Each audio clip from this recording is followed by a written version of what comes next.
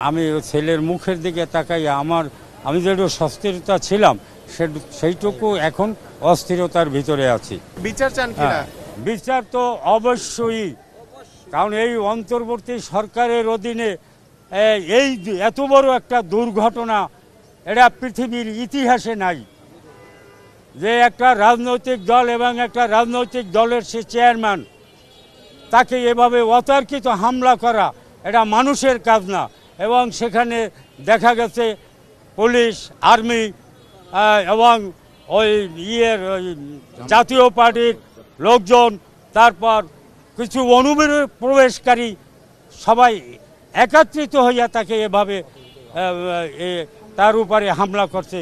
এই হামলা আমি এর তীব্র নিন্দা জানাই এবং স্বরাষ্ট্রমন্ত্রী এবং এরা অন্তর্বর্তী সরকার ডক্টর মোহাম্মদ ইউনূসকে আমি বলবো এর যেন সমুচিত শিক্ষা দিয়ে এদের বিচার করা হয় এই বাংলার মাটিতে।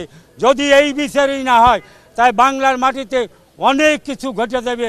কারণ যেই দেশের কোনো প্রশাসন কোনো একটা দলের সাপোর্ট করে খামাখা, এবং যেই দেশের অন্তর্বর্তী সরকার একটা দলের সাপোর্ট করে, সেই দেশের মানুষ কিভাবে ওই দেশে বসবাস করে, এটা খুব মর্মান্তিক বিষয়।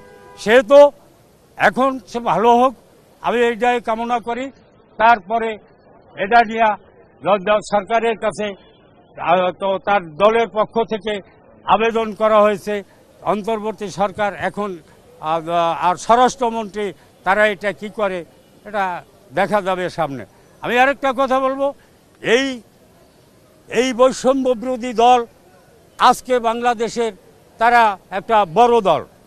এই শুধু এটা বৈষম্য বিরোধী দল শুধু ছাত্ররা করে নাই, আপামার জনসাধারণ, সারা বাংলাদেশের মানুষ, আলেম ওলামায়, কামার কুমার, ঋষি তাঁতি সবাই 5 তারিখে নামছে।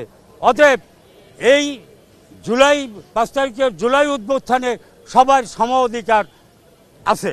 সেই ক্ষেত্রে এত বড় একটা সমস্যার ভিতর দিয়া দেশ একটা জায়গায় আসিয়া পড়ছে, সেইখানে পুনরায় এটা পুনরাবৃত্তি হইতেছে, এটা খুব দুঃখের বিষয়। আমার মনে হয় এরা কোনো কূটনৈতিক কৌশলের কারণে হয়তো আমাদের দেশের হোক বাইরের হোক যে কোনো একটা কুমন্ত্রণার ভিতর দেয়া এটা হয়েছে, নিশ্চিত, এতে কোনো সন্দেহ নাই।